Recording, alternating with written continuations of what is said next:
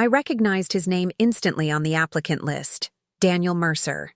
The same Daniel who had packed his things exactly 18 months ago, leaving nothing but divorce papers on our kitchen counter and the lingering scent of his cologne in what had once been our bedroom.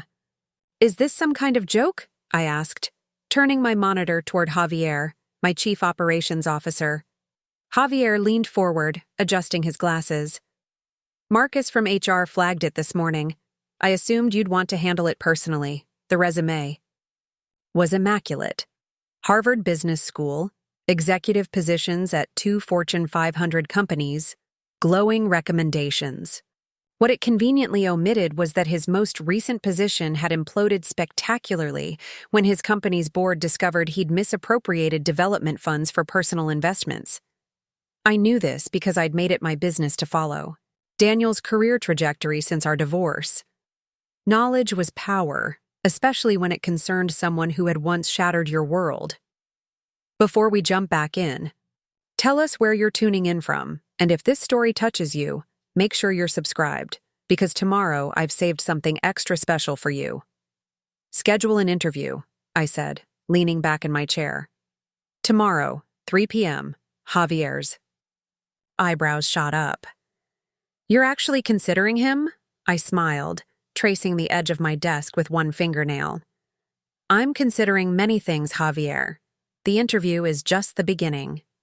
After Javier left, I pulled up Daniel's complete application. His cover letter oozed desperation beneath its polished veneer. Phrases like "seeking new challenges" and "realignment of professional priorities," barely disguising the reality that he'd become unhireable in our industry after his disgrace. The final paragraph contained a particularly desperate plea. "I believe my unique understanding of market dynamics would make me an exceptional asset to Archer Solutions." What he meant was that he'd run out of options. What he didn't know was how much Archer Solutions had changed since I'd acquired it from the brink of bankruptcy and transformed it into the fastest-growing tech consultancy on the East Coast. My phone buzzed with a text from an unknown number. "Claire, please reconsider the interview. We should talk first. Daniel." So he'd already been alerted. Interesting. I had informants within my company, it seemed. I didn't bother responding. Instead, calling my assistant, "Rebecca, I need everything on Daniel Mercer's last 18 months. Focus on his relationship with Sophia Winters." Sophia Winters, the woman he'd left me for. His executive assistant, 15 years his junior, with ambitious eyes and a strategic mind I might have admired under different circumstances. Their affair had lasted 8 months before I discovered it, and their relationship had continued another 7 after our divorce, according to my sources. By evening, Rebecca had compiled a comprehensive file. Daniel and Sophia had parted ways 3 months ago, shortly after his professional downfall.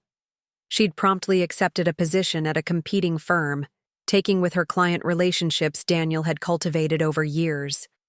The ultimate betrayal, personal, then professional.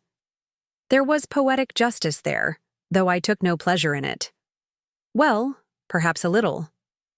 The next day, I arrived at the office dressed in calculated perfection, a midnight blue Armani suit. That had cost more than my monthly rent during the early years of my marriage to Daniel.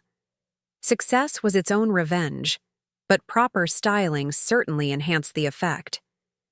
Rebecca intercepted me as I stepped off the elevator. "He's already here. Arrived." 40 minutes early." "Let him wait," I replied, checking my watch. "I have calls until 3 p.m. At precisely 3:04, I entered the conference room where Daniel had been stewing. He stood immediately, a practiced smile failing to mask his shock at my appearance. I'd changed in the 18 months since he'd last seen me, sharper, harder, more precisely defined, like a blade that had been meticulously honed. "Claire," he said, extending his hand, "you look incredible." I ignored his hand, taking my seat at the head of the table. "Mr. Mercer, please sit." The formality disoriented him, as intended. He adjusted his tie. Hermes, probably purchased during better financial times. and sat, arranging his portfolio precisely before him. "Thank you for agreeing to meet," he began, slipping into his presentation voice, smooth, confident, crafted to convey capability and charm. It was the same voice he'd used when convincing me to invest my inheritance in his first startup, the one that failed 6 months later. "I know this must be unusual given our history." "Our history is irrelevant to this meeting," I replied, opening his file without looking up. "I'm evaluating your candidacy based solely on your professional qualifications." Hope flickered across his face. He'd expected immediate rejection, not professional detachment. This was more dangerous. This suggested possibility. "I appreciate that," he said, visibly relaxing. "My experience in strategic consulting—" "Let's discuss your departure from Meridian Partners first," I interrupted, finally meeting his gaze. Specifically, the board's findings regarding the misappropriation of client development funds. His expression froze, then reorganized itself into practiced contrition. "There were financial irregularities that occurred under my supervision. I've taken full responsibility, though I want to emphasize that the investigation cleared me of direct involvement." "Cleared you of criminal charges," I corrected him, "not of catastrophic leadership failure." Daniel leaned forward, lowering his voice as if sharing a confidence. "Claire, Miss Archer, you know how these situations work. Someone needed to take the fall. The board chose me. And Sophia chose someone else entirely," I observed mildly. "TCG Consulting, I believe." The mention of Sophia's name landed like a physical blow. His carefully constructed facade cracked, revealing the desperation beneath. "My personal relationships aren't relevant to my qualifications." "On the contrary," I replied, closing his file. "They speak directly to your judgment, loyalty, and ability to recognize value, all critical qualities for the position you're seeking." A flush crept up his neck, the same telltale redness that had appeared when I'd confronted him about the affair 18 months ago. "I made mistakes, personal and professional. I'm here because I want an opportunity to rebuild. And you chose Archer Solutions specifically because—" He hesitated, calculating his response. "Your company's growth trajectory is remarkable. Any consultant would want to be part of that success. Not because your options have dwindled to approaching the ex-wife you betrayed?" I asked, my tone conversational despite the brutality of the question. Daniel's composure finally collapsed. "What do you want me to say, Claire? That I've hit bottom? That Sophia took my client list and walked out the door the moment my position was compromised? That I've had 16 rejections in the past 3 months?" His voice cracked. "Yes, I'm desperate. Is that what you needed to hear?" I regarded him silently, letting his words hang in the air between us. The man who had once told me he'd outgrown our marriage now sat before me, diminished and pleading. It should have felt triumphant. Instead, it felt hollow. "There is a position available," I said finally. "Not the executive role you applied for. That would be untenable given your recent history. But we need experienced consultants for our new Denver office." Hope rekindled in his eyes, though tempered with confusion. "Denver? That's not what I expected." "The compensation would be approximately 40% of your previous salary at Meridian," I continued. "Performance bonuses available after the first year, assuming targets are met." He blinked rapidly, processing the humbling offer. "Why would you do this?" "Because second chances have value," I replied, standing to signal the interview's conclusion. "Though not the same value as first ones, human resources will contact you with details if you're interested."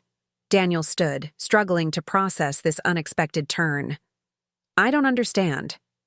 "You don't need to," I assured him, gathering my materials. "Consider it a business decision.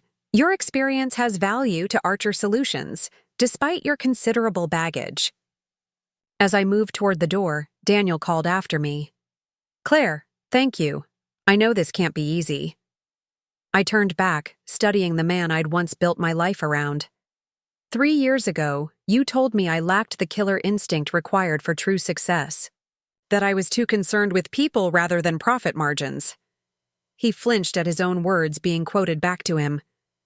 You were wrong, I continued. I've built something remarkable precisely because I understand that people are assets to be valued appropriately, not discarded when convenient. Even people who have failed spectacularly deserve proper valuation. I opened the door, then delivered my parting shot. The Denver office reports to Sophia Winters.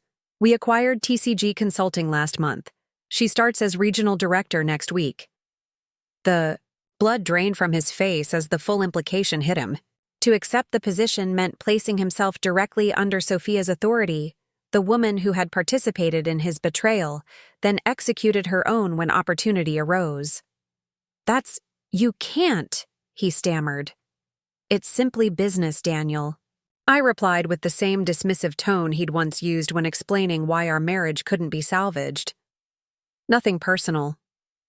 I left him standing in the conference room, his carefully constructed future collapsing around him for the second time in 18 months. The decision was now his. Swallow his pride and accept subordination to Sophia, or face continued rejection, in an industry where his reputation was irreparably damaged. As I returned to my office, Rebecca appeared with an update. TCG integration team is online too. Sophia Winters is requesting a call to discuss the Denver staffing plan. Tell her I'll call back in an hour, I replied, closing my office door. And Rebecca, remove Daniel Mercer from the interview schedule. I've seen everything I needed to see. Sometimes the most devastating revenge isn't what you do to someone, but what you offer them, a poisoned lifeline that forces them to face the consequences of their own choices. Daniel would decline the position. His pride wouldn't allow anything else. But for a brief, clarifying moment, he had glimpsed a future shaped by his own betrayals, a perfect symmetry of cause and effect, and that realization was worth far more than the satisfaction of a simple rejection could ever provide. Up next, you've got 2 more standout stories right on your screen. If this one hit the mark, you won't want to pass these up. Just click and check them out. And don't forget to like, subscribe, and turn on the notification bell so you don't miss any upload from us.